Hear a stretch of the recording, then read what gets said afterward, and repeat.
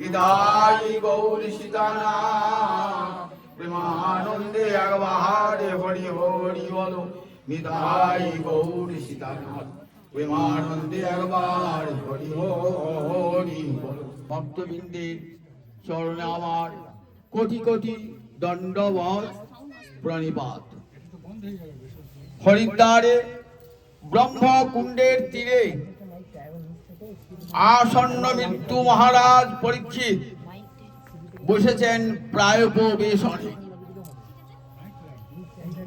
প্রায়োপবেশনে মানে জল পর্যন্ত স্পর্শ করবেন না। সামান্য জলের জন্য তিনি মুনিকে অবমাননা করেছেন, তার জন্য তিনি অভিশপ্ত হয়েছেন। তাই তার প্রতিজ্ঞা, আমি যতদিন আমার প্রাণ আয়ু থাকবে ততদিন আর জল স্পর্শ করব না।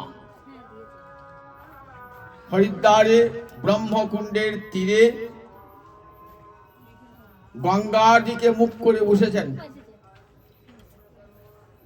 যে গোবিন্দের চরণ হতে গঙ্গা প্রবাহিত, সেই গঙ্গার দিকে মুক্তি করে বসে আছেন। উদ্দেশ্য, ওই গোবিন্দের চরণ, যে চরণ হতে তার করুণার ধারা জল রূপে নির্গত হয়ে আসছে, ওই গোবিন্দের চরণই আমাকে পেতে হবে। আমার পরমায়ু তো 7 দিন, তাই 7 দিন কেমন করে হরিপাদ পদ্ম লাভ করা যায়, তার জন্য বসেছেন কোথায়? হরিদ্বারে ব্রহ্মকুণ্ডের তীরে। শত শত যোগী ঋষি ধ্যানী জ্ঞানী তপস্বী, আমাদের মতন বিষয়ের কীট যারা বিষয়াসক্ত গৃহমেধী, তারাও এসে আজ হরিদ্বারের ব্রহ্মকুণ্ডের তট আলোকিত করে বসে আছেন। এমন সময় এসেছেন ব্যাসনন্দন সুখদেব। সুখদেবকে সোনার সিংহাসনে বসিয়েছেন রাজা। নিজে কলসি করে জল বহন করে এনে তার 2টি চরণ ধুয়ে দিয়েছেন। 2টি চরণ ধুয়ে দিয়ে প্রশ্ন করেছেন, আমি তো আসন্ন মৃত্যু প্রভু, আমার কর্তব্য কি? আসন্ন মৃত্যু জীবের কর্তব্য, মৃত্যু জীবের কর্তব্য কি? মহারাজ পরীক্ষিত 7 দিন বাদে প্রাণ পরিত্যাগ করবেন। এটি কিন্তু নিশ্চিত, একবারে 7টি দিন যে তিনি বেঁচে থাকবেন এটি নিশ্চিত। আমাদের মধ্যে কয়জন বলতে পারেন বলুন দেখি যে 7 ঘন্টা আমি বেঁচে থাকবো? কেউ নিশ্চয় করে বলতে পারেন না যে আমি 7 ঘন্টা বেঁচে থাকবো, 7 মিনিট বেঁচে থাকবো। যে কোনো মুহূর্তে আমার নিঃশ্বাস বন্ধ হয়ে যেতে পারে।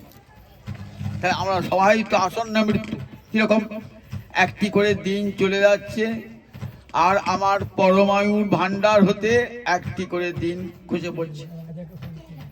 আমি হয়তো 10 বছর বাঁচবো, 10 বছরের মধ্যে আজ একটি দিন চলে গেল। আবার কালকে সূর্য উঠবে, সূর্য অস্ত যাবে, একটি দিন চলে যাবে। তাই সবাই আমরা মৃত্যুর দিকেই এগিয়ে চলেছি, সবাই তো আসন্ন মৃত্যু। সুতরাং আমাদের কর্তব্য কি এটা তো জানতেই হবে। মহারাজ পরীক্ষিত কেমন প্রশ্নটি করেছেন দেখুন। আমাদের সকলের প্রতিনিধি হয়ে এই প্রশ্নটি সুখদেবের মুখে শুনিয়েছেন যে আমরা সবাই তো আসন্ন মৃত্যু, এই আসন্ন মৃত্যু জীবের কর্তব্য কি? সুখদেব মৌনী আজ হরিদ্বারে ব্রহ্মকুণ্ডে তীরে এসেছেন। 7 দিন ব্যাপী মহারাজ পরীক্ষিতকে কৃষ্ণ কথা শ্রবণ করাচ্ছেন।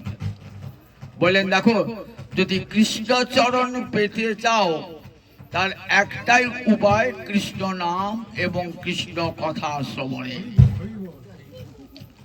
গোপীরা জগৎকে দেখিয়ে গেছেন কৃষ্ণ পাওয়া যায় কৃষ্ণ নামে, তাকে ধ্যানে পাওয়া যায় না, জ্ঞানে পাওয়া যায় না, তপস্যায় পাওয়া যায় না, তাকে পাওয়া যায় তার রাধারানীর নেতৃত্বে। সব গোপীগণ কোথায় গেলেন? যমুনার তীরে। যমুনার তীরে বসে সমস্ত গোপীরা বলছেন কেমন করে কৃষ্ণকে পাবো। রাধারানী বললেন কৃষ্ণ প্রাপ্তির একটি উপায়, তার নাম গুণ কীর্তন করলে কৃষ্ণ প্রাপ্তি হবে। সুতরাং কৃষ্ণকে খুঁজে কোনো লাভ হবে না। খোঁজা মানে জ্ঞান। বলেন না, জ্ঞানের দ্বারা কখনো ভগবানকে পাওয়া যায় না। ভগবানকে পাওয়া যায় তার নামে, তার কথা। গোপীরা বসে যমুনা পুলিনে বসে হরিনাম সংকীর্তন করেছেন কৃষ্ণ দর্শন লালসায়। রুরুদু সুস্বরঙের আয়োজন কৃষ্ণ দর্শন লালসা। শোনো মহারাজ, সুখদেব বলছেন রুরুদু সুস্বরঙের আয়োজন কৃষ্ণ দর্শন লালসা। সব গোপীগণ কৃষ্ণ দর্শন লালসায় উচ্চৈস্বরে ক্রন্দন করেছিলেন, কৃষ্ণ প্রাপ্তির জন্য ক্রন্দন করেছিলেন। আমরা কাঁদি, টাকার জন্য কাঁদি, বাড়ির জন্য কাঁদি, স্ত্রীর জন্য কাঁদি, পুত্রের জন্য কাঁদি, ভগবানের জন্য কাঁদি? ভগবানের জন্য কাঁদি না কেউ আমরা। সুখদেব জগৎকে শিক্ষা দিয়েছেন, যদি কাঁদতে হয় তাহলে ভগবানের জন্য কাঁদো। জগতের অর্থবিত্ত স্ত্রী পুত্রের জন্য কেঁদো না, কাঁদলে একমাত্র ভগবানের জন্য কাঁদো। গোপীরা সেদিন চোখের জলে বুক ভাসে গোবিন্দকে দেখেছিলেন। গোবিন্দ থাকতে পেরেছিলেন? পারেন নাই। গোবিন্দ চলে এসেছিলেন, জগৎকে দেখালেন। গোপীরা গোপীরা জগৎ গুরু তো, জগৎকে দেখালেন দেখো গুরু তো পথ দেখায়। কেমন করে কৃষ্ণ পাওয়া যাবে? বলেন কৃষ্ণ পাওয়া যাবে কৃষ্ণ কথা শুনে, কৃষ্ণ নাম কীর্তন করি। সেই রাধারানী ভাবটি অবলম্বন করে আমার গৌরাঙ্গ হরি আবির্ভূত হয়েছেন। নবদ্বীপে শচীগর্ভ সিন্ধু মা আছে। 24 বছর বয়সে সন্ন্যাস গ্রহণ করেছেন। 6টি বৎসর সারা ভারতবর্ষ পরিভ্রমণ করেছেন। 18টি বৎসর নীলাচলে। শেষ যে রহিল প্রভু 12 বৎসর, রাধিকার ভাব চেষ্টা উঠে নিরন্তর। শেষ 12টি বৎসর প্রভু কাঁদছেন, রাধারানীর ভাবে আবিষ্ট হয়ে কাঁদছেন। কাহা গেলে কৃষ্ণ পাই, কোথা গেলে কৃষ্ণ পাবো, বলে দাও বলে দাও। ওগো স্বরূপ দামোদর, বলে দাও বলে দাও। কোথা গেলে কৃষ্ণ পাবো, বলে দাও বলে দাও। ওগো স্বরূপ রামের আয়, বলে দাও বলে দাও। কোথা গেলে কৃষ্ণ পাবো, বলে দাও বলে দাও। গম্ভীরা পুরী গিয়েছেন তো? পুরীতে একটি জায়গা আছে গম্ভীরা, ছোট্ট ঘর। সেইখানে মহাপ্রভু কাঁদতেন দিবারাত্রি। রাধা রানীর ভাবে আবিষ্ট হয়ে কাঁদছেন। কি আছে কাছে? স্বরূপ দামোদর, তার প্রিয় পরিকর, আর রায় রামানন্দ। তাই একবার রায় রামানন্দে গলা জড়িয়ে ধরছেন, আর একবার স্বরূপ দামোদরের গলা জড়িয়ে ধরছেন। এরা সব ললিতা বিশাখা, এরা এসেছেন স্বরূপ দামোদর রাম রায় রূপে। রাধা রানীর সখী, রাধারানী নারী ছিলেন তো, তার সখীরা ছিল, তাই ললিতা বিশাখা। আবার যখন সেই রাধারানীর ভাব নিয়ে গৌরাঙ্গ হরি এলেন, তখন পুরুষ রূপে এসেছেন তো, তাই স্বরূপ দামোদর, ললিতা বিশাখা এরাও পুরুষ রূপে এসেছেন। তাই স্বরূপ দামোদরের গলা ধরছেন একবার, রাম রায়ের গলা ধরছে একবার, আর কাঁদছেন। ওগো স্বরূপ রাম রায়, বলে দাও বলে দাও। কাহা গেলে কৃষ্ণ পাবো, বলে দাও বলে দাও। কেমন করে কৃষ্ণ পাওয়া যায়? কেমন করে কৃষ্ণ পাওয়া যায়? এমনি করে কাঁদছেন মহাপ্রভু। কাঁদতে কাঁদতে জীবের কথা চিন্তা করছেন, যে কলির জীব তারা কেমন করে উদ্ধার প্রাপ্ত হবে। কলির জীব, তাদের তো ধ্যান নাই, জ্ঞান নাই, তপস্যা নাই, কেবল বিষয়ের চিন্তা। তাই এই কলির জীব কলের দোষনিধে রাজন একচ্ছস্তি মহান গুণ কীর্তনাদেব কৃষ্ণস্য মুক্ত সঙ্গ পরম ব্রজেত। মনে পড়ে গেল সুখদেবের কথা। সুখদেব হরিদ্বারে ব্রহ্মকুণ্ডের তীরে 7 দিন ব্যাপী হরিকথা বলছেন তো, শেষের দিন বলছেন, দেখো মহারাজ, 4টে যুগ আছে এবং 4 যুগের 4টে ধর্ম। সুখদেব কে বলুন দেখি? ব্যাস পুত্র, ব্যাস নন্দন, ব্যাসদেব, ব্যাসের পুত্র সুখ। সেই সুখদেব হরিদ্বারে ব্রহ্মকুণ্ডের তীরে বলছেন শোনো মহারাজ, প্রত্যেক যুগের এক একটা করে ধর্ম আছে, সেই ধর্মটা পালন না করলে কখনো মুক্তি লাভ হয় না। চারটে যুগ কি কি? সত্য, ত্রেতা, দাপর, কলি, চারটে যুগ। তাহলে আগে সত্য যুগে ধর্ম পালন করেন তাহলে কিন্তু মুক্তি লাভ হবে না। যুগ ধর্ম পালন করে, যেটা যে যুগে যেটা ধর্ম। কৃতে যধ্যায়ত বিষ্ণুং ত্রেতায়াং যজত মখৈ দাপরে পরিচর্যায়াং কলৌ তদ হরি কীর্তনাথ। বললেন মহারাজ, চারটে যুগের চারটে ধর্ম। সত্য যুগে ধর্মকে ছিল কৃতে যধ্যায়ত বিষ্ণু, কৃত যুগ মানে সত্য যুগ। সত্য যুগে ধর্ম ছিল ধ্যান, ধ্যায়ত, গোবিন্দকে ধ্যান করা, এই ছিল সত্য যুগের ধর্ম। ধ্যান মানে সমস্ত ইন্দ্রিয়ের বৃত্তিগুলোকে একমুখী করে গোবিন্দ সেবায় লাগানো, চিত্তকে ভগবানে নিবিষ্ট করা, এটাই ছিল সত্য যুগের যুগধর্ম। মনকে ভগবান শ্রীহরির চরণে লগ্ন করা, তার নাম ধ্যান। চক্ষু মুদ্রিত করে সমস্ত বিষয় হতে মনকে দূরে সরিয়ে এনে গোবিন্দ চরণে নিবিষ্ট করে থাকা ধ্যান। এই ধ্যানের ফলে কি হতো?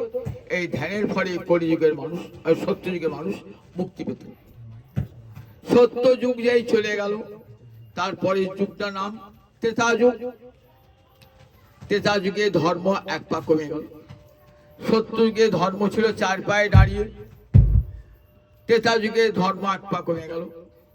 ত্রেতা যুগে তিন পায়ে ধর্ম, ত্রিপাদ ধর্ম, ধর্মও পাল্টে গেল। ত্রেতা যুগে ধর্ম গেল ত্রেতায়াং যজত মখৈ।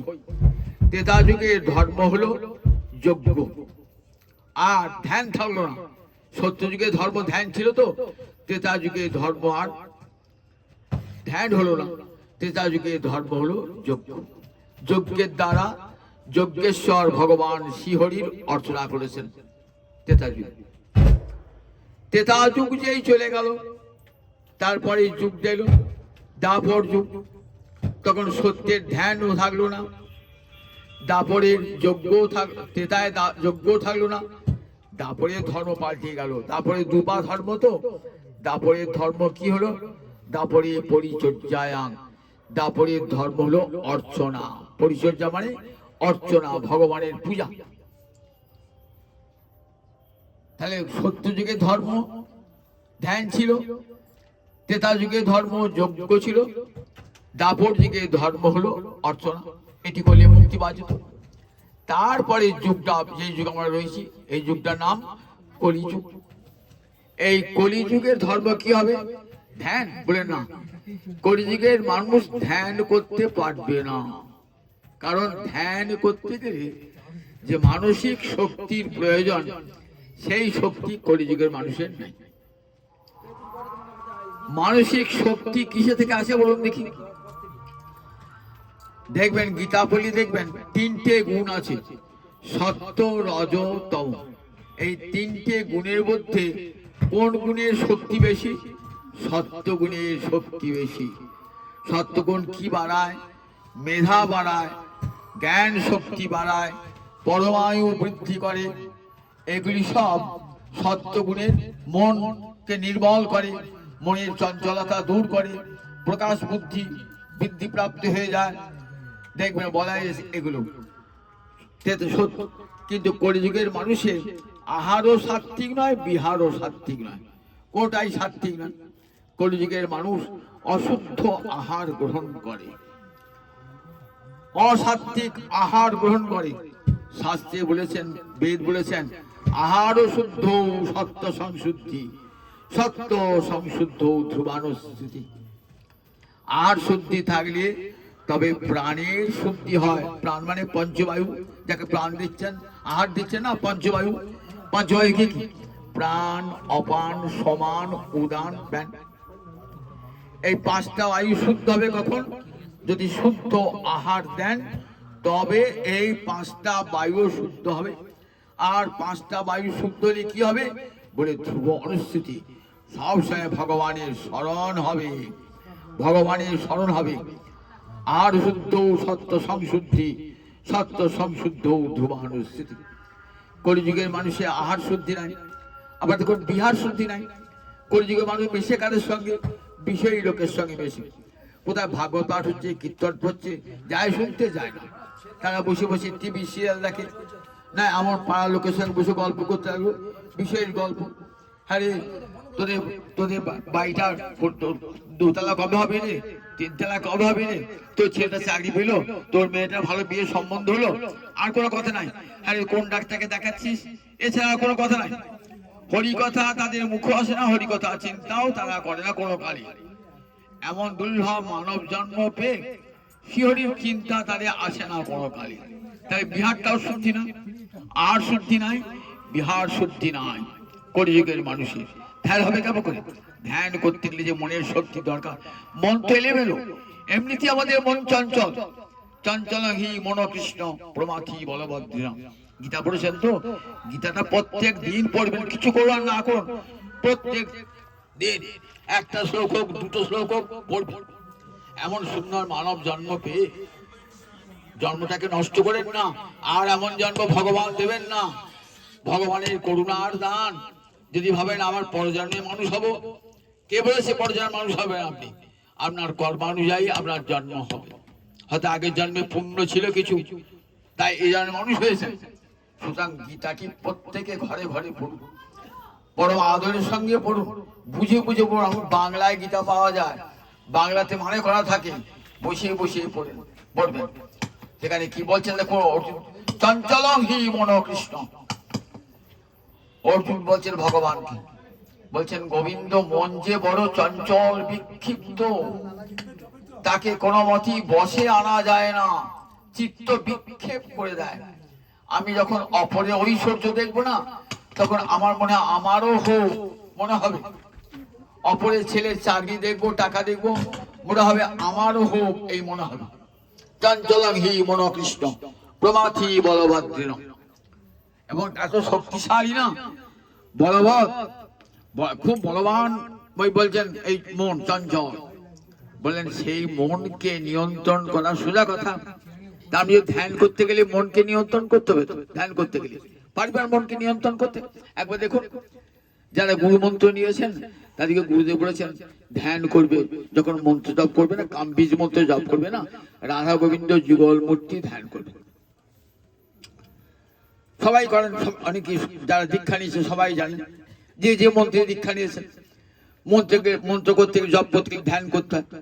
ধ্যান করবার সময় চক্ষু মুদ্রিত করে আপনার যা ইষ্ট, আপনার যিনি আরাধ্য, সে শিব হোক, দুর্গা হোক, রাধা গোবিন্দ হোক, যাই হোক, সেখানে মনটাকে তো লগ্ন করতে হয়, নইলে তো জপ হয় না। জপ করবো না, জপ মানে কি? নির্জনে বসে মনটা ইষ্ট বস্তুতে লগ্ন করে তার মন্ত্র জপ করে। তাহলে ধ্যান সবাই কি করতে হয় বলুন দেখি? ধ্যান করতে করতে মনটা সত্যি থাকে ইষ্টে? মনটা ইষ্টে থাকে না, মনটা সংসার দিকে। ওই দুধ চাপিয়ে দিয়েছি, দুধটা উল্টি বলে রান্নাটা হলো নাকি, দেখ আমি ছেলেটা স্কুল যাবে রে, এখনো ভাত রান্না হয়নি, দেখুন দেখি হবে? কোনো মতেই মন চঞ্চল, মনটাকে কোনো মতেই আপনার ইষ্টে লগ্ন করতে পারছেন না। তাহলে সংসারের মানুষ তো, বিষয়ী মানুষ তো, চঞ্চল মন, কোনো মতেই মন খালি। তার গুরু মন্ত্র জপ হলো না, তাহলে এই যে গুরুদেবের কাছে মন্ত্র লিখে না, ব্যর্থ হয়ে গেল, আমি জপই করতে পারলাম না। গুরুদেব মন্ত্র দিলেন, বীজ পুঁতে দিলেন, তা বীজ পুঁতি গাছ হবে নাকি? গাছ মাঠে মাঠে বীজ পুঁতলে গাছ হবে? সার দিতে হবে, জল দিতে হবে, যাতে সূর্যালোক পায়, দেখতে হবে। তা গুরুদেব কি করেছেন? গুরুদেব বীজ পুঁতে দিলেন, বললেন এমন গুরু আরাধিত মন্ত্র তাও হারালাম সাধন বিনে। রামপ্রসাদের গান আছে না, মন্ডে তুমি কৃষি কাজ জানো না। গুরুদেব কৃপা করে দিয়ে গেলেন, তার কৃপার দান, ভক্তির বীজ আমার হৃদয়। বীজ মন্ত্র বলে কেন? ভক্তির বীজ পুঁতে দিলাম, এইবার তোমার কাজ, তুমি চাষির মতন জল দেবে, সার দেবে, উপযুক্ত সূর্যালোক দেবে, তবেই দেখবে সেই বীজটা গাছ হবে, ফল ফলবে। গুরুদেব মন্ত্র কিছুতে হলো না, মন্ত্র নিলাম কিছুতে হলো না, হবে কি করে? শুকিয়ে গেছে বীজ। বীজ তো শুকিয়ে গেছে, রোদে পুড়ে শুকিয়ে গেছে, জলও পায় না, কিছুই পায় না। তাই তোমার মন্ত্র নিয়ে তোমার কি ফল হবে? কোনো ফলই হবে না। তাহলে গুরুদেব যে মন্ত্র যে দিলেন, ধ্যান করে কি করতে হয়? সেই ইষ্ট মন্ত্রকে ধ্যান করে সেই মন্ত্রকে জপ করতে হয়। আজকে যদি ধ্যান করতে হবে না, মানুষ কলিকালে মানুষ ধ্যান করতে পারবে না। হয়তো পারবে কোটিতে কোটি ধ্যান করবে, কোটিতে কোটি, তার থেকে কোটি কোটি মানুষ তার ধ্যান করতে পারবে না। সুতরাং সেটা যুগ ধর্ম হতে পারে না। যেটা সবাই করতে পারবে সেটি হবে যুগ ধর্ম। একজন দুজন মানুষ ধ্যান করলো, সেটা যুগ ধর্ম হবে না। সবাই যেটা কলি যুগে, সত্য যুগে সব মানুষ করতে পারতো, যুগ ধর্ম ছিল। এইবার ত্রেতা যুগ, ত্রেতা যুগে এলো যজ্ঞ ধর্ম।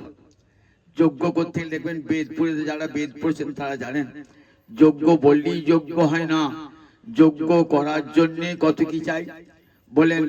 একটা যজ্ঞ আপনি বাড়িতে করবেন তো, তার যজ্ঞ করতে গেলে কি করতে হবে? যজ্ঞের স্থানটাকে নিরূপণ করতে হবে। কোন স্থানে যজ্ঞটা হবে, কোন দিকে হবে, কোন কোণে হবে যজ্ঞের বেদিটা, আর যজ্ঞের বেদিটা কত হাত হবে, কত হাত দৈর্ঘ্য, কত হাত প্রস্থ করতে হবে। শূন্য সূত্রে এই সমস্ত যজ্ঞের কথা বলা আছে। যজ্ঞে যে ঘি ঢালবেন, সেই ঘিটা কোথা থেকে? বাজার থেকে আনবেন? বললেন না, বাড়িতে গরু থাকবে, সেখানকার সদ্যজাত গৌরস, আগের দিন যে ঘিটি হয়েছে সেই ঘি, টাটকা ঘিটি ঢালতে হবে যজ্ঞেতে। যজ্ঞের কাঠ নিখুঁত ভাবে যজ্ঞের কাঠ খুঁজে আনতে হবে, যে কাঠ দূষিত নয়। যজ্ঞের স্থানটা হইতে হবে একবারে নিখুঁত, একবারে সেখানে যেন কোনো প্রকার কোনোদিন কোনো অপবিত্র বস্তু পাওয়া যায় না। তারপরে এইবার যজ্ঞ করবার জন্য যাজ্ঞিক ব্রাহ্মণ আনতে হবে। তার ক্ষেত্রে কিন্তু বেদ পাঠের অভ্যস্ত এমন ব্রাহ্মণ আনতে হবে, যে বেদ পড়তে পারে এমন ব্রাহ্মণ। ব্রহ্মা থাকবেন, সমস্ত যজ্ঞটাকে পরিচালনা করবেন। একজন আহুতি দিবেন, একজন মন্ত্র উচ্চারণ করবেন।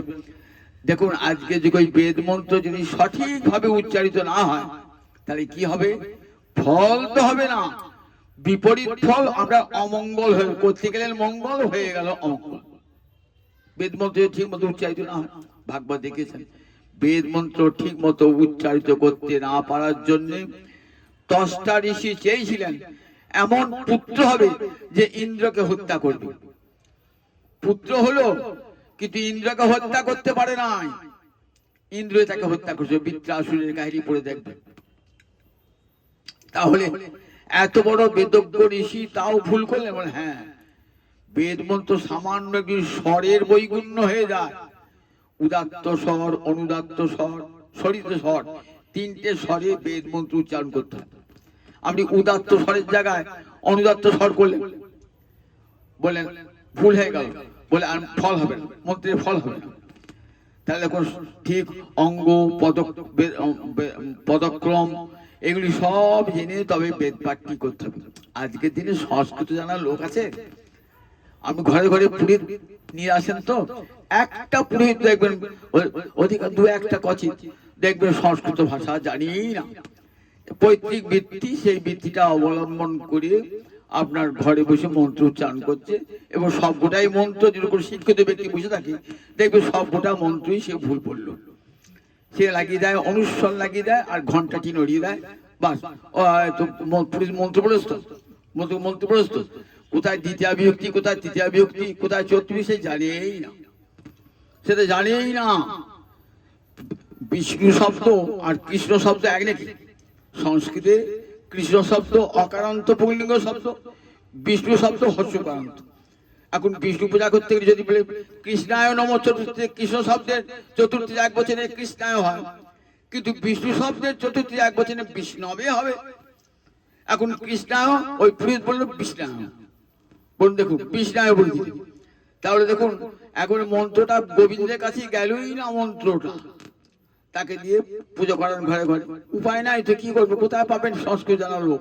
সেই কারণে আমার পুরোহিতগিরি করতে আসবে।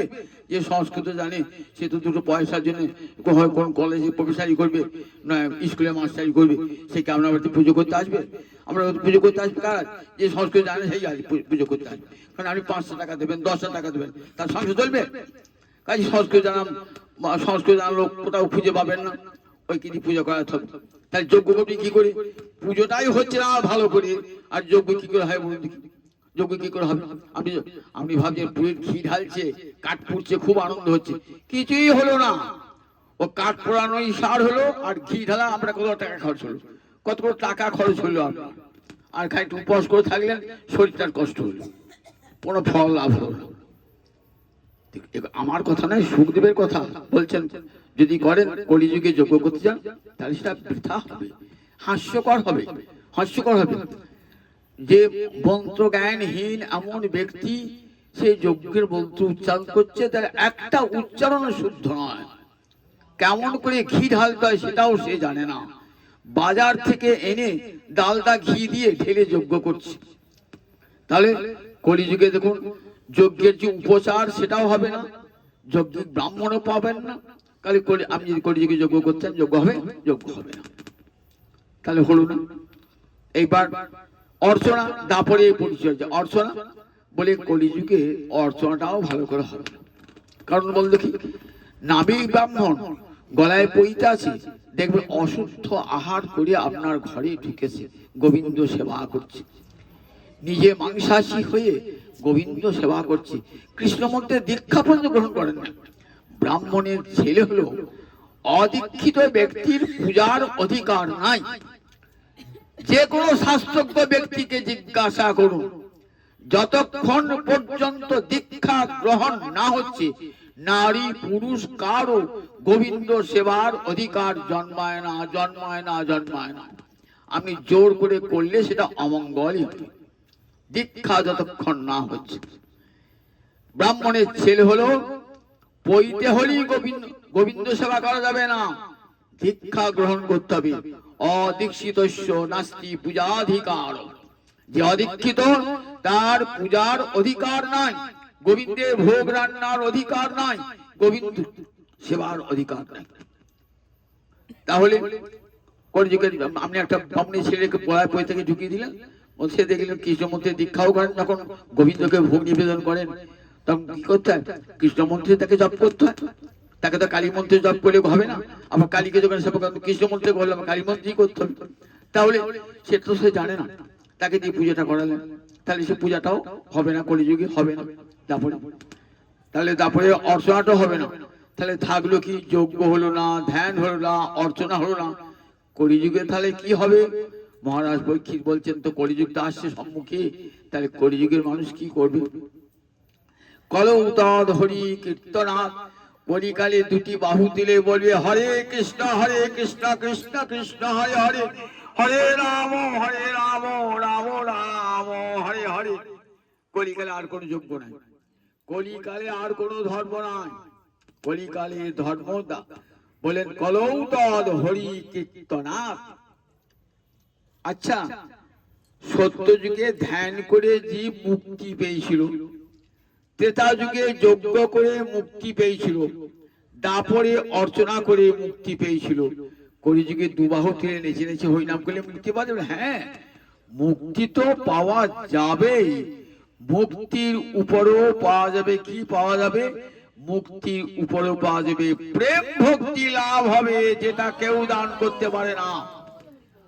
যজ্ঞ দেখাবে, ধ্যান করে কেউ কৃষ্ণ প্রেম পেয়েছে, যজ্ঞ করে কেউ কৃষ্ণ প্রেম পেয়েছে, অর্চনা করে কেউ কৃষ্ণ প্রেম পেয়েছে, কেউ পায় নাই। কিন্তু হরিনাম করে মুক্তি তো করতলগত, কৃষ্ণ প্রেম লাভ হবে। কেন প্রেম কথা বললাম? মুক্তি পেলে কৃষ্ণ সেবা হয় না, যতক্ষণ কৃষ্ণ প্রেম লাভ না হয়। কৃষ্ণ সেবা হয় প্রেমেতে, বিনা প্রেম সে নাহি মিলে নন্দলালা। মীরাবাই সেই গান আসতে, বিখ্যাত গান, বিনা প্রেম সে নাহি মিলে নন্দলালা। প্রেম ছাড়া কখনো গোবিন্দ সেবা হয় না। তাহলে মুক্তির উপরেও কৃষ্ণ প্রেম, এই কৃষ্ণ প্রেম লাভ হবে কিসে? বলেন একমাত্র হরি নামে লাভ হবে সেই কৃষ্ণ প্রেম। কলৌ তদ হরি কীর্তনাথ।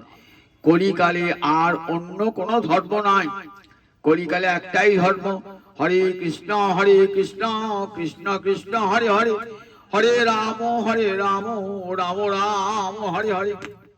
যজ্ঞই সংকীর্তন পাই যজন্তি সুমেধা। সুখদেব বলছে মহারাজ, কলিকালে যারা সুমেধা, যাদের বুদ্ধিটা সুন্দর হয়েছে, যারা শাস্ত্র পড়তে শিখেছেন, যারা শাস্ত্রগণ জানেন, তারা কি করবেন? সংকীর্তন যজ্ঞ করবেন। আর সেই সংকীর্তন যজ্ঞে তারা কৃষ্ণ আরাধনা করবেন। তাদেরকে ধ্যান করতে হবে না, তপস্যা করতে হবে না, কিছু করতে হবে না। কলিযুগে সংকীর্তন যজ্ঞে করে কৃষ্ণ আরাধনা, সেই তো সুমেধা পায় শ্রীকৃষ্ণ চরণ। সংকীর্তন যজ্ঞে যারা কৃষ্ণ আরাধনা করে, এই কৃষ্ণ নামে, কৃষ্ণ বলে পাপ তো ধ্বংস হবে, পাপ তো আনুষঙ্গিক হবে, মূল কৃষ্ণ প্রেম লাভ হবে।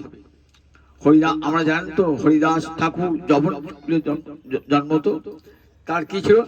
জগৎকে কেমন করে নাম করতে হয়, এই আচার শেখানো, নামের আচার শেখানো আর নামের বিচার শেখানো।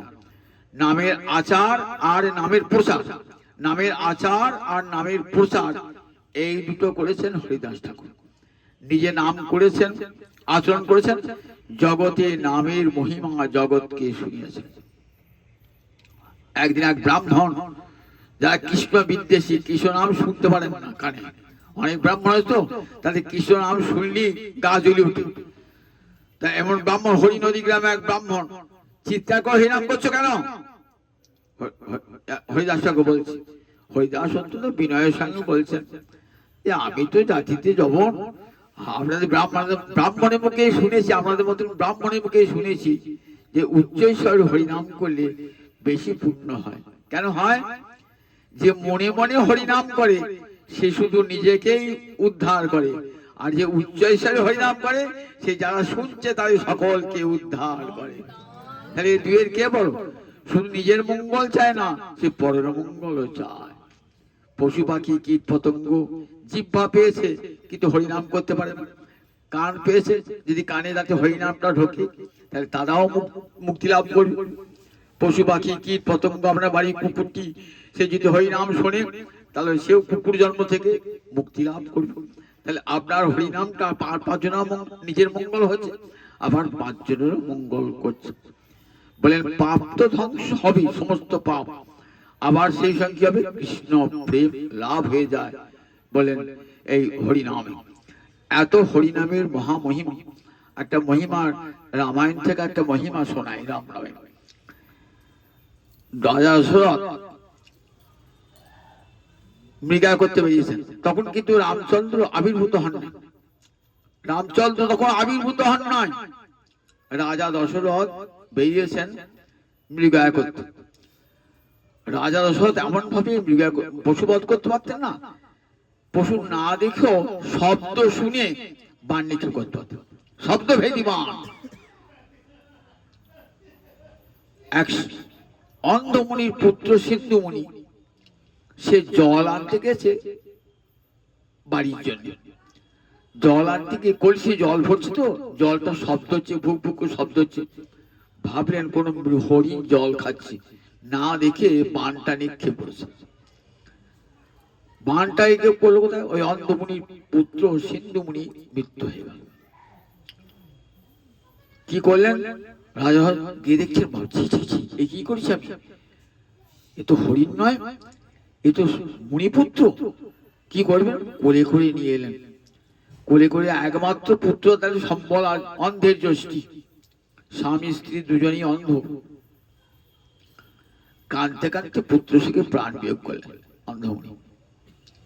রাজা ভাবলেন, এ আমি কি কাজ করলাম, নিজের ভুলবশত এমন খারাপ কাজ করে ফেললাম। খুব অনুতাপ দশরথের অন্তরে। ভাবছেন রাজ্য আর করবো না, বনবাসী হয়ে যায়। ভাবলেন একবার গুরুদেবের কাছে যাই, গুরুদেব কি বলেন শুনি একবার। সিন্ধুমণিকে বাড়ি পুছিয়ে দিয়ে, বাবার কাছে বাড়ি পুছিয়ে দিয়ে চলে গেলেন কোথায়? গুরুদেব। একবার সাক্ষাৎ গুরুদেব গেছিলেন, বশিষ্ঠ গুরুদেব। গুরুদেবের কাছে গিয়ে বলছেন, গুরুদেব আমি একটা বিরাট অপরাধ করে ফেলেছি, মণিপুত্রকে মেরে ফেলেছি ভুল করে শব্দ ভেদি বানে। গুরুদেব নাই তো, কে আছেন? গুরুদেবের ছেলে আছেন, বামদেব আছেন। বলে বাবা তো নাই। বলে ঠিক আছে, আমি তোমার প্রায়শ্চিত্তে বিধান দিচ্ছি, তুমি স্নান করিস। প্রায়শ্চিত্ত করে প্রায়শ্চিত্ত কাপড়ে স্নান করতে গেছেন। স্নান করে যখন এলেন, বামদেব বললেন, ঠিক আছে এসো, তোমার পাপের প্রায়শ্চিত্ত কি বলো?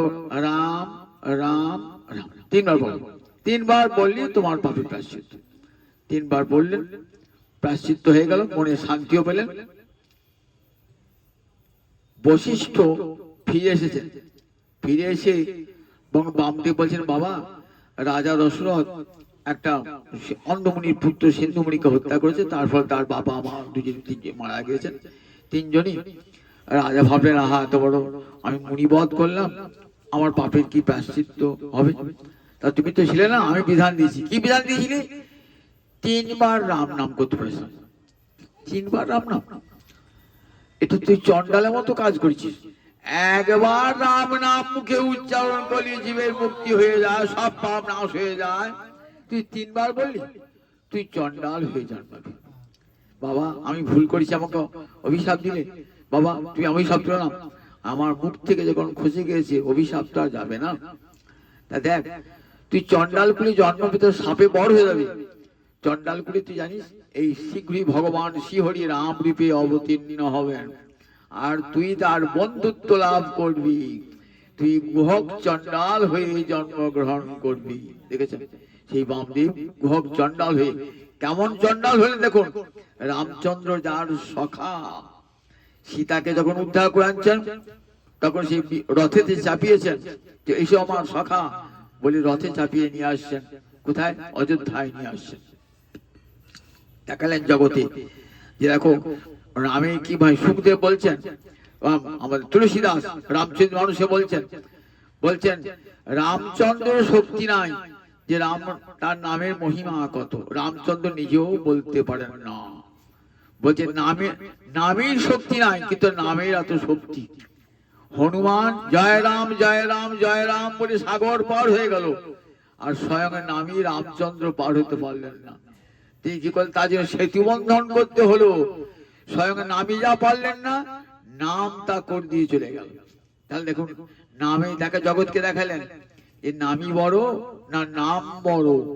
কৃষ্ণের চেয়ে কৃষ্ণের নাম বড়, জগৎকে দেখালেন। এই দেখো, এই নাম, এই কলিযুগের ধর্ম হলো এই নাম। এত বড় নাম। একটা গল্প শোনায়, ভাগবতের ষষ্ঠ স্কন্ধে একটা উপাখ্যান আছে, তাকে বলা অজামিল উপাখ্যান। এই অজামিল কান্নকুব্জের এক ব্রাহ্মণ। কান্নকুব্জ মানে এখন কনৌজ বলে উত্তরপ্রদেশে। সেই কনৌজের ব্রাহ্মণ বেদজ্ঞ ব্রাহ্মণ, যে সে ব্রাহ্মণ নন, কিন্তু বেদবাড়ি ব্রাহ্মণ। ঘরে নিজের পিতা মাতার সেবা করেন, প্রতিনিয়ত সেবা করেন। ঘরে সাধ্যী পত্নী আছেন, দেব দেবীর সেবা করেন। একদিন বাবার আদেশে চেয়ে গেলেন যজ্ঞের কাঠ আনতে।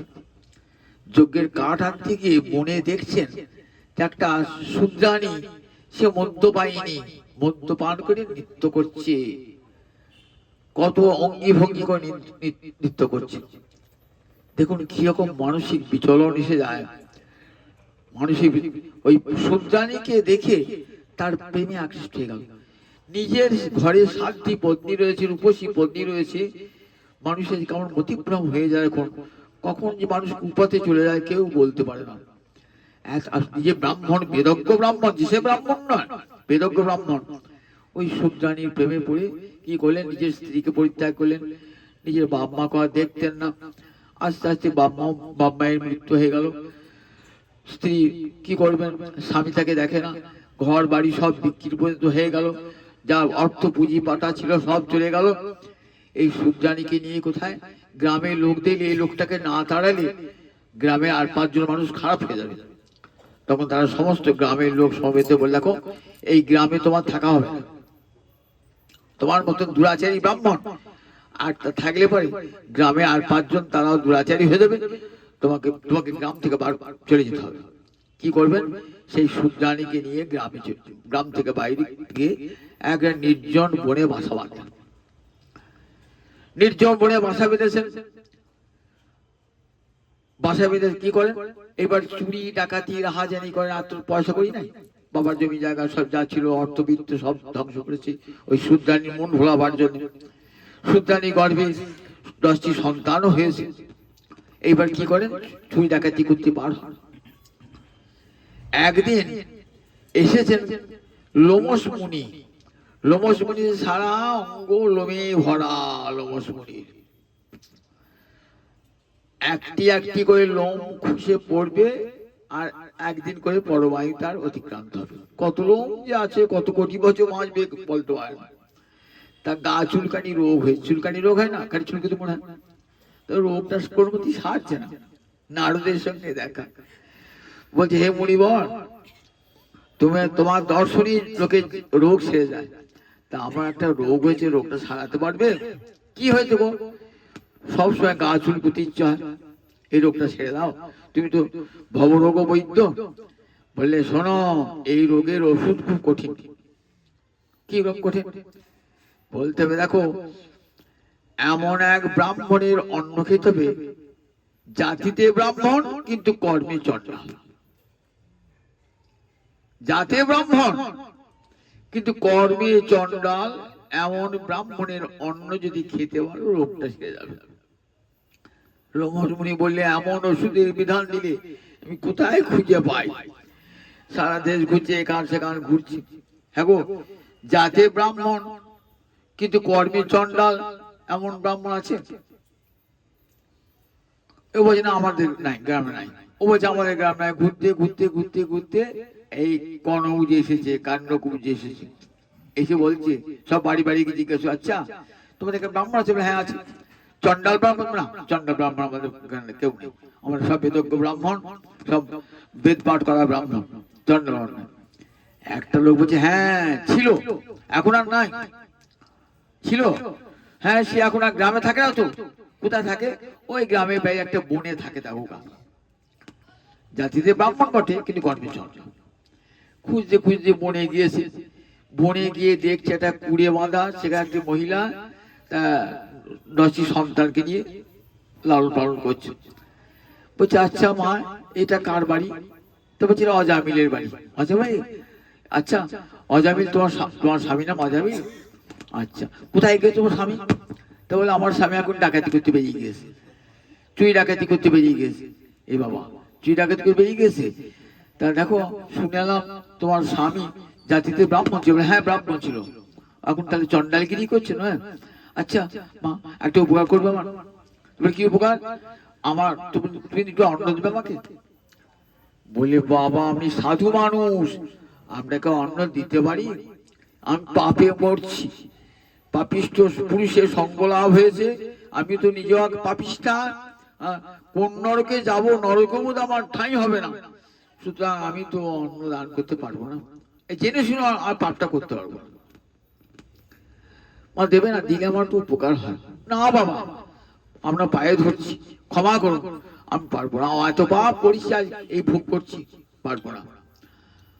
কিছু যদি গেছে, খুব মায়া হয়েছে। ব্রাহ্মণ এমন করে হাত জোর করে চাইলেন, দুটো অন্ন দিলাম না, ছুটে গেছে। বাবা আসুন, আমার তো নরকে গতি হবে না, তা আপনার যদি উপকার হয় ব্রাহ্মণের, দুটি অন্ন নেন। দুটি অন্ন খেয়েছেন, রোগটাও সেরে গেল। নারদের ওষুধ তো, নারদ একটা টোটকা ওষুধ দিয়েছেন। টোটকা, যখন রোগটা কোন ওষুধে সারে না তখন কি হয়? টোটকা দেয়। টোটকা ওষুধ খেয়েছেন, তাহলে রোগটা সেরে গিয়েছে। এসে বলে বাহ, ভালো ওষুধ খেলাম তবু। তখন আচ্ছা এসে বলছে, আচ্ছা মা, তুমি তো আমার বড় উপকার করলে, আমার রোগটা সেরে গেল, তাহলে তোমার একটা উপকার করে যায়। কি উপকার করবি? তা বলছে যে আচ্ছা, তোমার এমন কোনো সন্তান হয়ে যায় নামকরণ হয় না? হ্যাঁ বাবা, এই কয়েক মাসের মধ্যে একটা সন্তান হয়ে যাওয়া, এখন তার নাম হয় না। বেশ, আমি ওর নাম রেখে গেলাম, নারায়ণ নাম রেখে গেলাম। ভাই বাবা, তোমার তো আমার নাম নারায়ণ নামই থাকবে। এই নারায়ণ তখন কৃপা হয়ে গেল, কৃপা হয়ে গেল। এইবার ওই নারায়ণ একটু বড় হয় তো, আর ছোট ছেলে বেশি আকর্ষণ হয়। নারায়ণ নারায়ণ, মা বাবা দুজনে নারায়ণ বলেন। ছেলেকে ডাকেন, অজামিল এত পাপ করেছে তো, কিন্তু কি বলেন? নারায়ণ নারায়ণ। যখন খেতে যাবে, আয় নারায়ণ, একসঙ্গে খাই আয়। বেড়াতে যান, আয় নারায়ণ, বেড়াতে আয়, আয় আয় নারায়ণ, তোকে একটু কোলে করি আয়। এমনি করে নারায়ণকে ভালোবাসে তো, নারায়ণ কতবার নারায়ণ বলছি বলুন দেখে একবার। এইবার আসতে তো অনেক বয়স হয়ে গেছে, 80 পর বৃদ্ধ হয়ে গেছে, মৃত্যুকালে এসে উপস্থিত। সামনে দেখছেন বাপরে বাপ, জমের দুধ এসেছে, কি ভয়ঙ্কর মূর্তি। মৃত্যু ছায়া মানুষ সব দেখে তো, কালো ছায়া দেখে তো, কাল ঘাম ছুটে যায় তখন, মৃত্যু ছায়া মানুষের যন্ত্রণা হয়, আর সব দেখে তো ভয়ঙ্কর। 3 জন যমদূত এসেছে। 3 জন এলো কেন? দেহে পাপ, মনে পাপ, বাক্যে পাপ। কায় মনে বাক্যে পাপ? দেহ দিয়ে পাপ করেছে, বাক্য দিয়ে কটু কথা বলে পাপ করেছে, মন দিয়ে পাপ করেছে, কায় মনে বাক্যে পাপ। সেই 3 জন যমদূত এসে হাজির। দেখছি এইবার তো প্রাণ যাবে আমার, জমালয় নিয়ে যাবে যমদূত। তখন কি করবেন? কার কথা মনে পড়েছে? যাকে বেশি ভালোবাসেন তার কথা মনে পড়বে তো। কাকে ভালোবাসেন? নারায়ণ ছোট ছেলেদিকে। নারায়ণ আয়, একবার তোকে দেখে যাই, প্রাণ পরিত্যাগ করব। যেই নারায়ণ আয় বলেছেন না, আর সঙ্গে সঙ্গে নারায়ণের সঙ্গে সঙ্গে দেখছেন 4 জন বিষ্ণু দূত এসে হাজির। 4 জন বিষ্ণু দূত দেখছেন কি সুন্দর, বৈকুণ্ঠ থেকে এসেছেন 4 জন। দেখতে 4 জনই নারায়ণের মতন একবারে, শঙ্খ চক্র 4 হাত, 4 জনই 4 হাত, অপূর্ব সুন্দর মূর্তি। দেখে 4 জন এই ধর্মরাজের দূত, অর্থাৎ ভগবানের দূত, নারায়ণের দূত এসেছেন, বিষ্ণু দূত, আর 3 জন যমদূত। যমদূত এসে কি করছেন? ওই জীবাত্মাটাকে নিয়ে যাবে কোথায়? জমালয়ে নিয়ে যাবে, সূক্ষ্ম দেহটাকে নিয়ে যাবে। বলছে তোমরা কে গো? বলছে আমরা ধর্মরাজের দূত, আমরা যমের দূত। কি জন্য এসেছো? যমের দূত এসে কেন? নিয়ে যাবো অজামিলীকে, অজামিলীর সূক্ষ্ম দেহটা নিয়ে যাবো জমালয়ে। অনেক পাপ করেছো তো, আমাদের রাজা দণ্ডদান করবেন, দণ্ডের ফলে শুদ্ধি লাভ করবে। তখন বিষ্ণুদা বলছেন, হাসালে? কি হাসালাম? কেন হাসালাম? বলছে ধর্মরাজের দূত আর কাজ করছে অধর্মের মতো। আমরা কি অধর্মের কাজ করলাম? লোকটা পাপ করেছে, নিয়ে যাব জমালয়ে, এটা অধর্মের কাজ? এটা ধর্মের কাজই করলাম? বললেন জানো না, পাপ করেছে বটে, কিন্তু পুণ্য কামড় সব পাপ দিয়ে ধ্বংস হয়ে গেছে ওর। কি করে সব পাপ ধ্বংস হলো? তা বললেন দেখো, ও কতবার নারায়ণ বলেছে বলতো, কতবার নারায়ণ, উঠতে বসতে ছেলের নাম নারায়ণ করেছে। নারায়ণ মুখে বললে আর পাপ থাকে নাকি? পাপ থাকে নাকি? নারায়ণ নাম উচ্চারণে সব পাপ দূর হয়ে যায়। একবার কৃষ্ণ নামে যত পাপ হরে, পাপীরও সাধ্য নাই তত পাপ করে। সব পাপ তো ধুয়ে মুছে গেছে। তা বলছে ও তো নাম কৃষ্ণ নারায়ণ নাম তো ভগবান নাম করে নাই, ও তো নিজের ছেলের নাম করেছে। বলছেন ওর তো নামাভাস, নাম তো নয়, নামাভাস। নিজের ছেলের নাম নারায়ণ, রাম, হরি, এই যদি বলেন না, তাকে নাম না বলে কি বলে? নামাভাস, নামের আভাস। কবিরাজ গোস্বামী চৈতন্য চৈতামিতে বলছেন, অন্যত্র সংকেতে হয় নামাভাস, তথাপি নামের তেজ না হয় অবিনাশ। অর্থাৎ ছেলের নাম রাম, হরি, নারায়ণ, ভাইপোর নাম রাম, হরি, নারায়ণ ডাকেন, তাহলে সেটা নাম হলো না নামাভাস। কিন্তু নামাভাস হলো নামের শক্তি কখনো যায় না, নামের শক্তি তাতে থেকে যায়। সব পাপ এতাবতা অলং অঘ নির্হরণায়। বলে নামাভাসটাই যথেষ্ট পাপ ধ্বংসের জন্য, এই নামাভাসটাই যথেষ্ট। সব পাপ ধ্বংস হয়ে গেছে, সব পাপ ধ্বংসের। ও আর জমালয়ে যাবে না, তাহলে ও কোথায় যাবে? বলে আমরা নিতে এসেছি ওকে, তোমরা ছেড়ে দাও। যমরাজের দূতেরা ছুটে চলে গেলেন, আর অজামিলকে পরিত্যাগ করে চলে গেলেন। অজামিলকে পরিত্যাগ করে চলে গিয়ে যমরাজাকে বলছেন, শোনো যমরাজা, আমরা যেখানেই যাই কেউ আমাদের কাজে বাধা দেয় না, কিন্তু আজ এমন জায়গায় পাঠালে আমাদেরকে বাধা দিল, ওই পাপিষ্ঠ লোকটাকে জমালে আনতে পারলাম না। কে বাধা দিল? বলেন 4 জন, তাদের প্রত্যেকে 4 হাত, দেখতে ঠিক নারায়ণের মতো। বলে ও তাহলে তো আমার প্রভুর দূত। যমরাজা বলছেন ও তো আমার প্রভুর দূত, অর্থাৎ গোবিন্দের দূত। তখন বলি সঙ্গে সঙ্গে গোবিন্দকে প্রণাম জানাচ্ছে, তোমার দূতের সঙ্গে আমার দূতেরা খারাপ ব্যবহার করেছে, সেজন্য আমি সর্বাগ্রে তাদের হয়ে ক্ষমা চাইছি। আপনার বাড়িতে লোক নিমন্ত্রণ করেছেন তো, দাঁড়ে প্রহরী আছে দাঁড়িয়ে, আমি বলছি যাকে তাকে ঢুকতে দিবি না। একটা লোক ঢুকতেছে, দাঁড়িয়ে তার সঙ্গে খারাপ ব্যবহার করেছে। সে এসে বললে বসে আমরা বাড়ি এলাম, আমরা বাড়ির প্রহরীটা খারাপ ব্যবহার করলে, তখন আমার কর্তব্য কি? আমার দাড়ি প্রহরী ভুল করেছে, আমি ক্ষমা চাইছি। ভগবান তাই দেখুন, যমরাজা তাই বলছেন যে দেখো আমার দূত অপরাধ করেছে, হে গোবিন্দ তোমার দূতের সঙ্গে খারাপ ব্যবহার করে আমি তার হয়ে ক্ষমা চাইছি। বলছেন দেখ তোরা যাকে আনতে গেছিলি না, সে যারা বাঁধে দিয়েছেন না তারা বিষ্ণু দূত, আর দেখ ওর সব পাপ ধ্বংস হয়ে গেছে। তাই ও জমালয়ে আসবে না, আমার কাছে আসবে না, ও সাক্ষাৎ গোবিন্দের কাছে চলে যাবে। সাক্ষাৎ গোবিন্দের কাছে বলে, দেখি না গীতা পড়েছিস তোরা? গীতাতে কি বলা আছে? যারা দেব পূজা করে দেবলোকে যায়, যারা পিতৃ পূজা করে তারা পিতৃ লোকে যায়, যারা ভূত প্রেতের পূজা করে তারা ভূত প্রেত লোকে যায়, আর যারা আমার ভজন করে তারা আমার কাছেই আসে। যারা কৃষ্ণ নাম করে তারা কি প্রেত লোকে যায় নাকি, না ভূত লোকে যায়? যারা কৃষ্ণ নাম করে মদ ভক্তা জানতি মামপি, আমার ভক্ত আমার কাছে আসে। ভালো করে গীতা পড়ে দেখবেন, আমার ভক্ত মানে যারা আমার নাম শোনে, আমার নাম কীর্তন করে, আমাকে ভালোবাসে, তারা কখনো জমালয়ে যায় না, তারা কখনো প্রেত লোকে যায় না, আমার কাছেই চলে আসে। তাই দেখ আজ থেকে নিষেধ করলাম, যার মুখ দিয়ে কৃষ্ণ নাম উচ্চারণ হবে, যার মুখ দিয়ে কৃষ্ণ নাম উচ্চারণ হবে, যে কৃষ্ণ ভজন করবে তার কাছে যাবি না। তাহলে কার কাছে যাবি? বলে যে যার মুখে কোনোদিন কৃষ্ণ নাম উচ্চারিত হয় না, যে গোবিন্দ চরণকে স্মরণ করে না, যাদের চিত্ত গোবিন্দ চরণে নত হয় না, তান আনর্ধং অসত অকৃত বিষ্ণু কীর্তন, তাদেরকে নিয়ে আসবি আমার কাছে। যার মুখ দিয়ে একবার কৃষ্ণ নাম উচ্চারিত হয় না,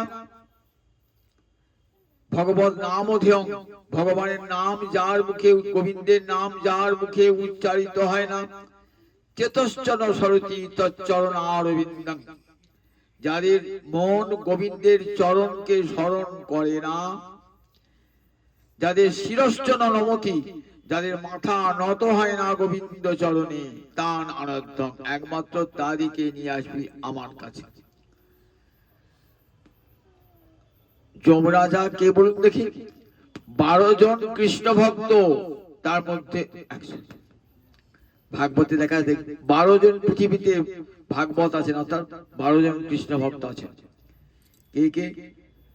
স্বয়ম্ভু নারদ ব্রহ্মা, কুমার কপিল মনু, প্রহ্লাদ জনক ভীষ্ম, বলি বইয়া সখী বমন, বলি বইয়া সখী বয়ম।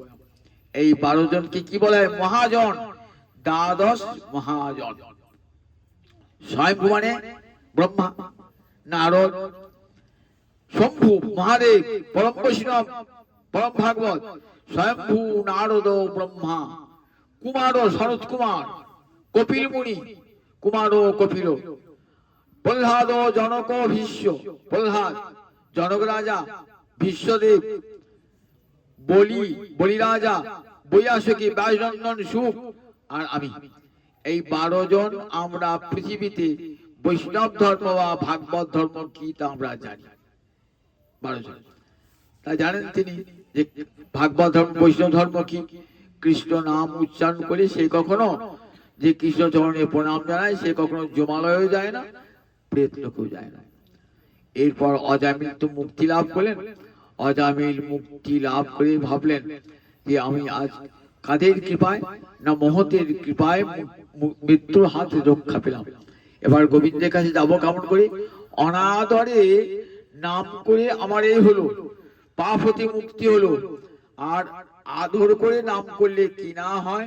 তখন হরিদ্বার একটি মন্দিরে বসে হরে কৃষ্ণ কৃষ্ণ কৃষ্ণ হরে হরে, হরে রাম রাম রাম হরে হরে, এই মন্ত্র দিবারাত্র জপ করতে লাগলেন। মৃত্যু মুখ থেকে পেয়েছে। কি হলো দেখুন, তাকে আনবার জন্য ভগবান রথ পাঠালেন, সারূপ্য মুক্তি অর্থাৎ সমান রূপ প্রাপ্তি। অর্থাৎ বৈকুণ্ঠে নারায়ণের যেমন রূপ, সেই রকম রূপ প্রাপ্তিকে কি বলে? সারূপ্য মুক্তি লাভ করে চলে গেলে কোথায়? বৈকুণ্ঠ লোকে। এই কাহিনী সুখদেব বলছে, শোনো, এই কাহিনীটা আমার নয়, আমি শুনেছি। জানো কে আমাকে বলেছে? অগস্ত্য ঋষি। কোথায় বলেছে? মন্দর পর্বতের গুহায় আমাকে এই কাহিনী শুনিয়েছিলেন অগস্ত্য। খুব আরো প্রাচীন কাহিনী। সুখদেব বলছেন, মহারাজ এই কাহিনীটা আমাকে বলেছিলেন অগস্ত্য ঋষি। কোথায় বলেছিলেন? মন্দর পর্বতের গুহায়। শোনো মহারাজ, অনাদরে কৃষ্ণ নাম করে এই ফল, তাহলে আদর করে কৃষ্ণ নাম করলে কি না হয় বলুন দেখি একবার? আদর করে কৃষ্ণ নাম করলে, অনাদরে নাম করি সব পাপ ধ্বংস হয়ে যায়। তাহলে কৃষ্ণ নামের কত মহিমা একবার দেখুন। কৃষ্ণ নাম, কৃষ্ণের চেয়ে কৃষ্ণের নাম বড়। কৃষ্ণ নাম বুঝুন, কৃষ্ণ নাম দেখুন কলিকালে কোথায় বললেন? কৃষ্ণ নামে সাক্ষাৎ কৃষ্ণকেও দর্শন হবে, কৃষ্ণ প্রেম ও লাভ হবে। এই কৃষ্ণ নাম আমার মহাপ্রভু পরম দান। কৃষ্ণ বড় না কৃষ্ণ নাম বড়? দেখবেন আমরা কাশিদাসী মহাভারত পর্যন্ত অনেকই বাড়িতে আছে, এখন আর পড়ার রেওয়াজ নাই। আগের দিনে বুড়ি বুড়ি মেয়েরা সামান্য লেখাপড়া জানতেন, কিন্তু কাশিদাসী মহাভারত আর কৃত্তিবাসী রামায়ণ তাদের মুখস্থ ছিল। এখন তার ঘরে ঘরে টিভি হয়ে গেছে, কাজী কাশিদাসী মহাভারত কেউ পড়ে না, কৃত্তিবাসী রামায়ণ আর কেউ পড়ে না, জানেও না কৃত্তিবাসী রামায়ণ আছে বা রামায়ণ মহাভারত কি জানি না। রামকে সীতাকে জানি হা করে শোনে, রাম বলছি সীতা বলে, ওসব নাম সাথে মনেই থাকে না। রাম সীতা ওসব সেকেলে গল্প বলে উড়িয়ে দেয় সবাই। কাশিদাসী মহাভারত দেখবেন, সেখানে কাশিদাস হরিনামের মহিমা বর্ণনা করছে, হরিনামের মহিমা বর্ণনা করছে। কি রকম? একদিন এসেছেন নারদ দ্বারকা মন্দিরে। দ্বারকায় কৃষ্ণের কত মহিষ ছিল?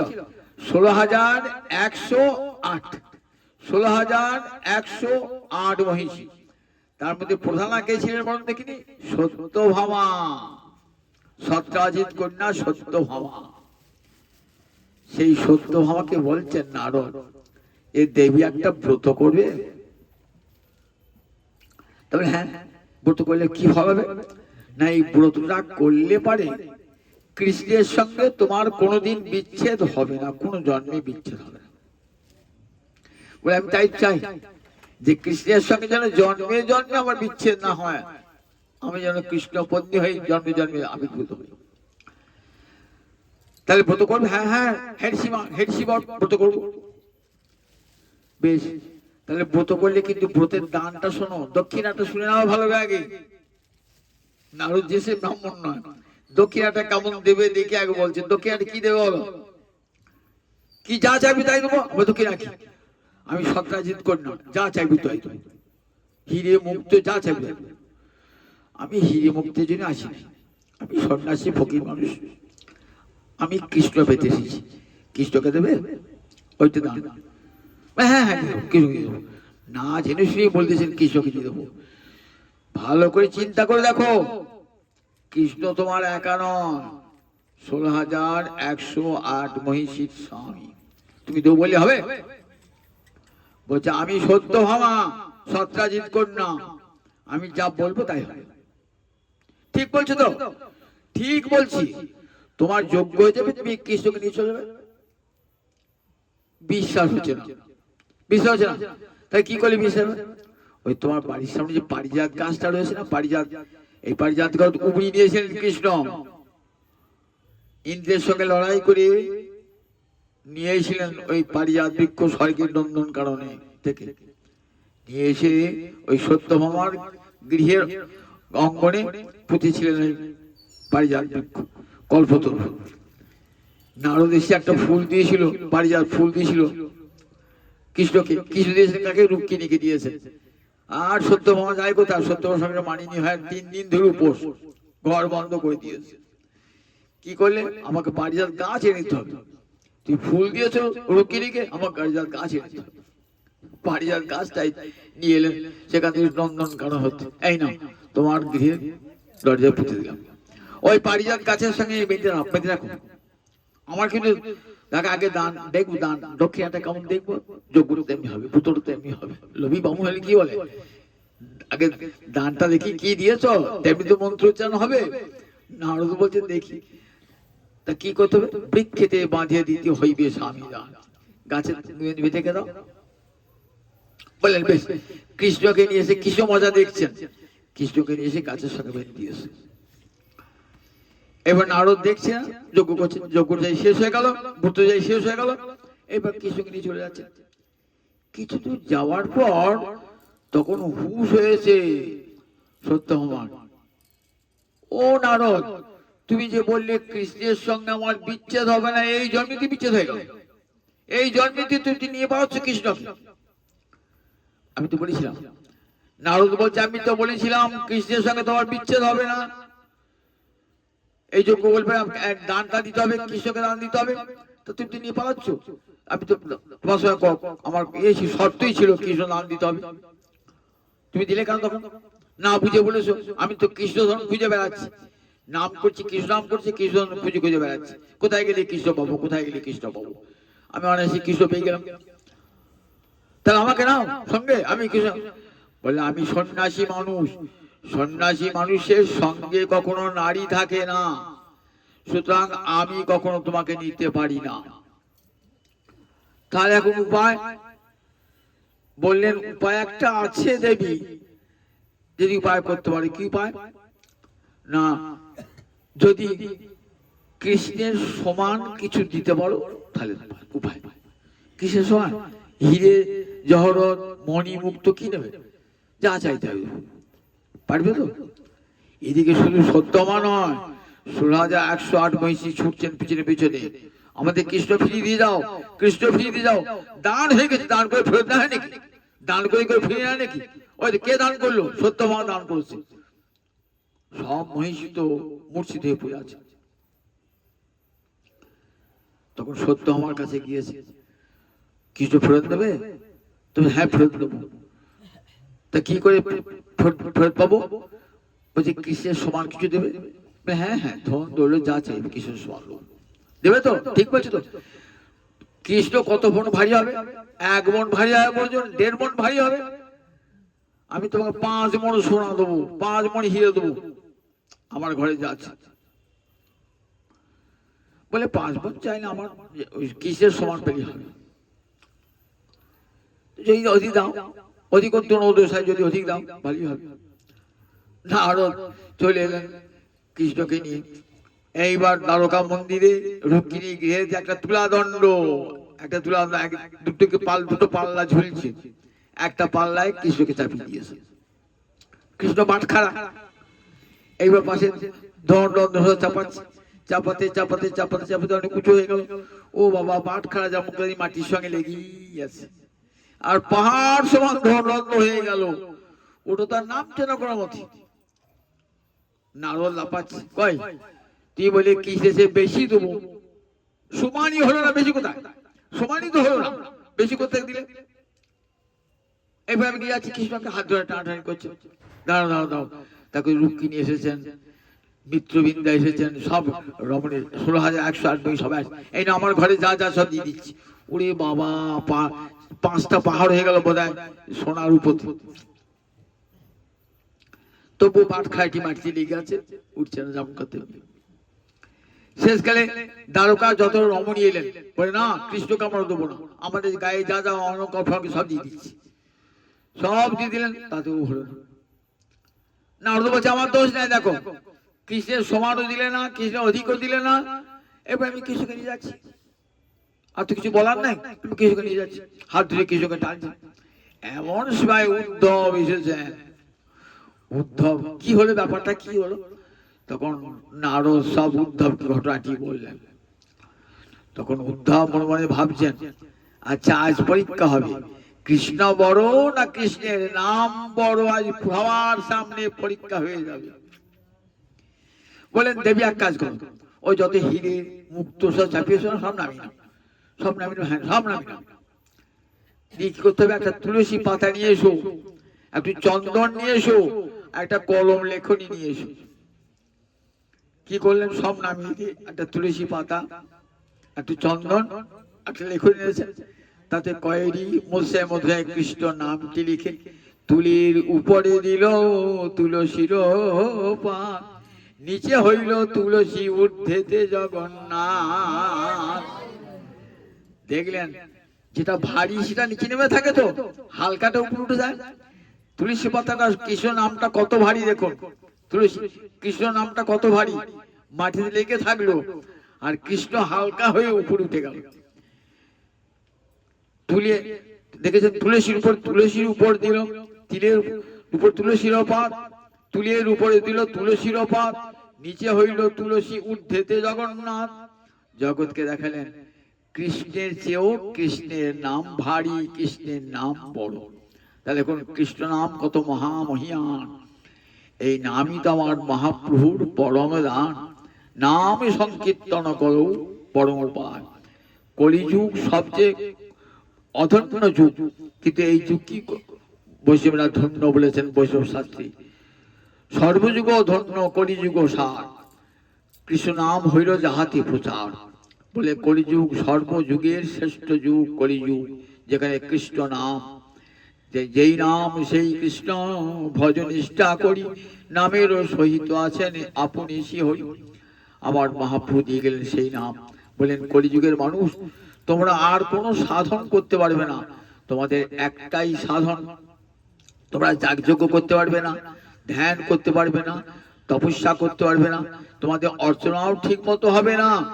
তাই অর্চনা করো, সঙ্গে নামটি রেখে দাও, আদিতে মধ্যে অন্তে। এখন যখন অর্চনা করার সময় কি হয়, আপনি এসে পুরীতে আপনাকে বললেন আমরা ছেলের বিয়ে মেয়ের বিয়ে হবে, বলে বলো ওং বিষ্ণু ওং তৎ বিষ্ণু পরমং পদম সদা পশ্যন্তি সূরয় দিবিব চক্ষুষত। বলে কৃষ্ণ নাম শুনিয়ে দিলেন, প্রথমে বিষ্ণু বেদ মন্ত্র শুনিয়ে দিলেন, আবার মাঝে যতবার উঠবেন বলুন ওম হরি ওম তৎসৎ হরি ওম তৎসৎ, আবার বলে বসতে হবে। আবার শেষ কাজ যখন হয়ে যাবে তখন কি বলতে হয়, মন্ত্রহীনং ক্রিয়াহীনং ভক্তিহীনং জনার্দন যৎপ্রীতং ময়া দেব পরিপূর্ণং তদস্তুমি যদক্ষরং পরিভ্রষ্টং মাত্রাহীনং চ যদ্ভবেৎ পূর্ণং ভবতু তৎসর্বং তৎপ্রসাদাৎ জনার্দন। আমার দ্রব্যে যদি কোনো ত্রুটি থাকে, দেশ কাল পাত্রে যদি কোনো ত্রুটি থাকে, তোমার নাম সংকীর্তনে সেটি পূর্ণ হয়ে যাক, তবে অর্চনাটা ঠিক হয়। ছেলের বিয়ে মেয়ের বিয়ে যাই করুন না কেন, দেখেন আগে কি করতে, নান্দি মুখ সাধ্য করতে হয়, অর্চনা করতে হয়। তো প্রথমে দেখবেন আপনাকে বলাবে, কি বলাবে আপনাকে, ওই অং বিষ্ণু বলাবে, মাঝে বলাবে, আবার শেষে বলাবে। কারণ নাম সংকীর্তন না থাকলে পরে সেটা অপূর্ণ হয়ে গেল। তাই কলিযুগে নাম সংকীর্তন কলো, নাম সংকীর্তন কলিতে হরি নাম সংকীর্তন একমাত্র সার যুগ ধর্ম। তাই আর কোন ধর্ম করতে হবে না। আমার মহাপ্রভু বলেন হরে কৃষ্ণ কৃষ্ণ কৃষ্ণ হরে হরে, হরে রাম রাম রাম হরে হরে।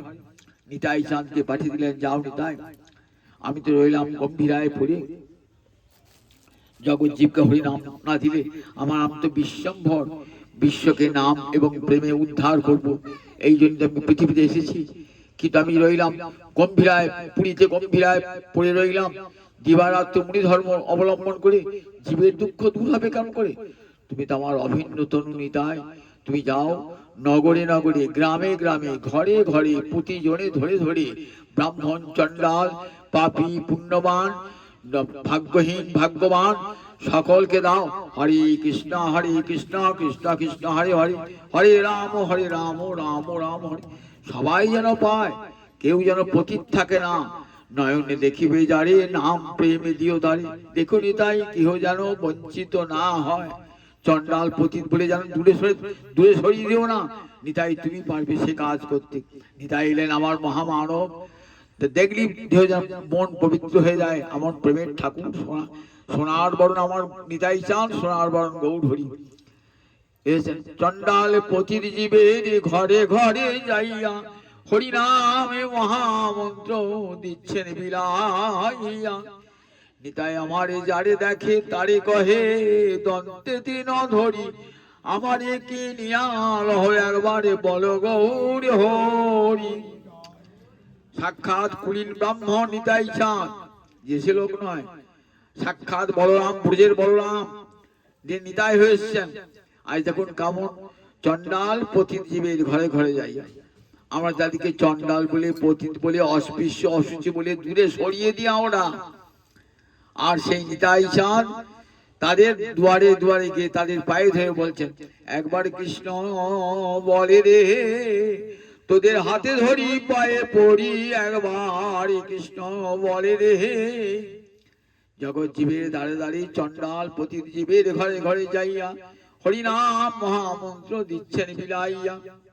যারে দেখি তারে কহে দন্তে তিন ধরি, আমারে কিনিয়াল হয় একবারে বলো গৌর হরি। হেন অবতারে যাহারে রতি না জন্মিল, লোচন বলে সেই পাপি এলো আর গেল। এমন হরিনামে যার মতি হলো না, এমন গৌরীতাইকে ভালোবাসতে পারলাম না, যারা যুগ ধর্ম দান করে গেলেন, মানুষের উদ্ধারের জন্য মানুষের দাঁড়ে দাঁড়ে ঘুরে বেরিয়েছেন কেঁদে কেঁদে। একবার জীব কৃষ্ণ বল কলির মানুষ, সেই গৌরীতাইকে ভালোবাসতে পারলাম না, হরিনামকে ভালোবাসতে পারলাম না।